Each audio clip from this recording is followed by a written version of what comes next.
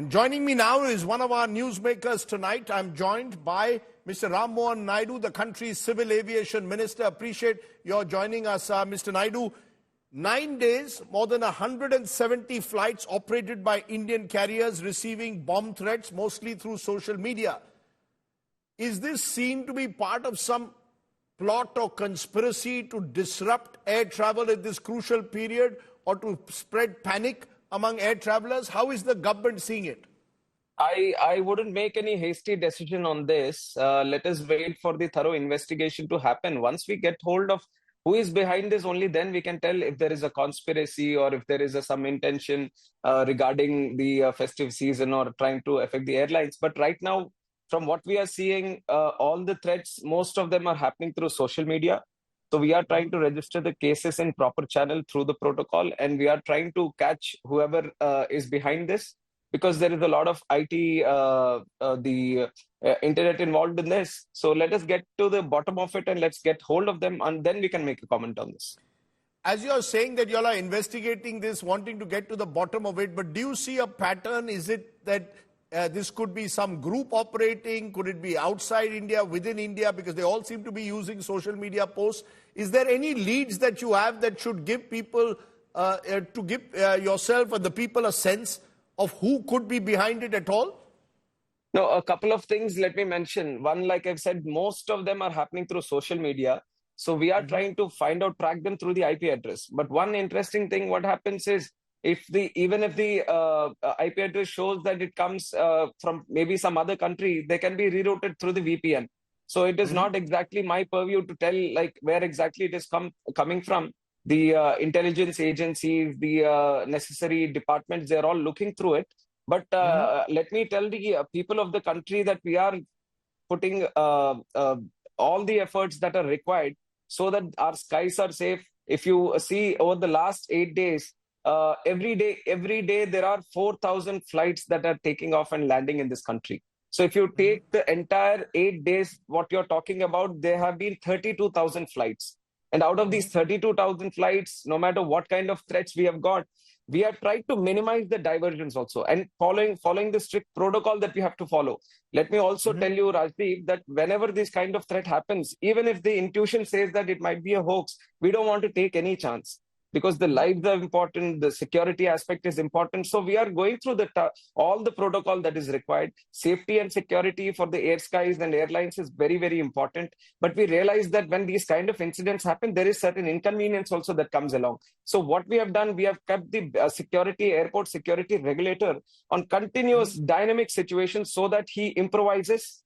They are all taking into account, they're learning. They're learning from day one how the incidents happen, day two, what kind of messages they are getting. And they're trying to decode everything and come up with a very live situation on what best we can do so that we can minimize the diversions, we can minimize the inconvenience, but at the same time maintain the strict safety and security protocol. You know, Mr. Naidu, the reason I asked you about domestic threat, or are these threats coming from abroad, because your Minister of State for Civil Aviation, Mohan, was quoted as saying at least 70 to 80% of the bomb threats are found to be from abroad. Is that confirmed, or are you all still in the process of investigating? No, it is. I would say it is still in the process. I wouldn't confirm that it is coming from abroad, because like I said, they can be rerouted through the VPN. So unless the investigation is done and the respective department tells me that, see, this is what has happened exactly, I don't want to make a comment on that. You know, the fact is the cost of such threats, Mr. Naidu, both for the airlines, estimated around 600 crore loss because of these threats in just 9 days. You've mentioned that any person who is found will be put on a no-fly list. Am I clear that that's the first step that you all are taking, that if once you find out who's behind these hoaxes, whoever they are, you will make sure that they're all put under the no-fly list? Am I correct? Absolutely. So I sympathize with the airlines, especially like you've said, there is a financial inconvenience also that comes into play when these kinds of threats happen. And we have been getting suggestions and opinions from the airlines itself on how to get this done in a better way. And one thing, so that it acts as a deterrent for people. If they're trying to do it as a prank with some issues they have personally with some other people who are traveling on the plane, which seems to be some of the incidents that have happened like. So that is why, to make it a deterrent for people to not use the air skies for these kind of hoax calls. We are trying to put them, once we identify that this person was behind this, we want to put him in the no-ban list, no-fly list. And also, we are trying to change an act also. We are trying to amend an act, which is the Swastika Act,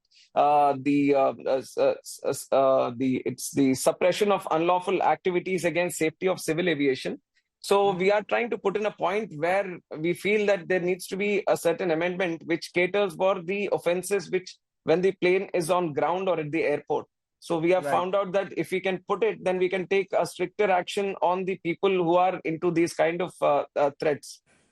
You know, the reason again that I persist with asking this, Mr. Minister, is that there have been some. You're saying it's not sure whether this is a prank or whether this is part of some larger conspiracy, but you might have noticed that there are some elements, separatist elements, those who we've designated terrorists in the United States, like Gurpatwant Singh Pannu, who are saying we will blow up an Air India plane, making all these threats. It seems that someone wants to disrupt the sector, spread fear and panic among passengers. Yes. Yes, some might be taking benefit of the situation also. But let me tell you that this started, this whole repeated kind of threats, I think 8 days back. And since day one itself, we have put everything on alert. We have increased the surveillance at the airports. And we have increased the CC cameras also wherever required. We are increasing the surveillance, and there is 10% additional checking also at the security points at the airports. So we are improving the security aspect at the airports and not taking anything lightly. But at the same time, we are coming up with efficient methods so that we can dispose of when we feel that there is a hoax threat or there is a very non-specific kind of threat happening. Then how do we dispose it of is also being looked at, and that is how we are improving day by day. Is there any reason why now? Because this is a festive season, there'll be lots of travelers, as you say, there are thousands of flights taking off every day. Do you all see any connection with this? Is this being now, the Mumbai police has also registered an FIR. Is this now being seen as a threat which needs to be tackled multi-agency to find out who's behind it? See, like I said, because it has been happening over the last 8 days, we are trying to take some more stricter action into this, and that is how the no-fly list has come into play. The amendment into the act has also come into play. And little more, I think we are coordinating with the Home Affairs, with the intelligence agencies, and also the law department agencies. And we want to bring everyone together, and combinedly, if we tackle this, I think that is when we are going to reach the where we exactly want to be. One final question. You've said that this will be a cognizable offense. Anyone who issues a hoax bomb threat, it's a cognizable offense. But you've also interestingly said that the social media giant, that's Twitter, could be accused of abetting the crime, because all these hoax calls, many of them are coming through social media. Is there a plan to also warn against allowing social media to be used in this way? Do you have any power, considering that much of this happens in real time?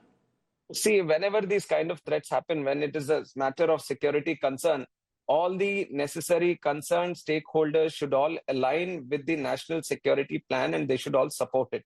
And with that intention, we are also talking with these handles. And I think the IT department is also strongly pursuing these cases from their side, so that they also offer their support and try to help us in getting the investigation done in a much efficient and faster way. So we are trying to rope in all the stakeholders and bring them on the same platform. And definitely, I would say that everyone should be aligned in times of these. In the topmost priority is the national security. So everything should be aligned according to that. So in conclusion, you're telling passengers not to worry, that you're on top of the situation, that this is not a moment to spread any kind of fear and panic. Am I correct? Absolutely. And I'm very happy that you've called me in for this, because through you also, I would like to tell the people of the country that definitely there is nothing to fear. We are in control of the situation. We have increased the security at the airports. We are not taking the threats, whatever it comes, even if it is 99.99%. It looks like it is a hoax call also. We are following the protocol. We are ensuring that everything gets thoroughly done. And we are improvising day by day. And we are also coming up with these amendments in the act. So this is all going to help us, not just for tackling the situation right now, but in future also, if something of these sorts tries to repeat itself, we are in a much better position to tackle it. Mr. Minister, for joining me and in a way reassuring passengers in this big festive season. that don't worry, we are under control. These bomb hoax threat calls will be tackled. I appreciate you joining me here on the news today. Thank you so much. Thank you. And advance happy Diwali, Raj. Thank you so much. Thank you.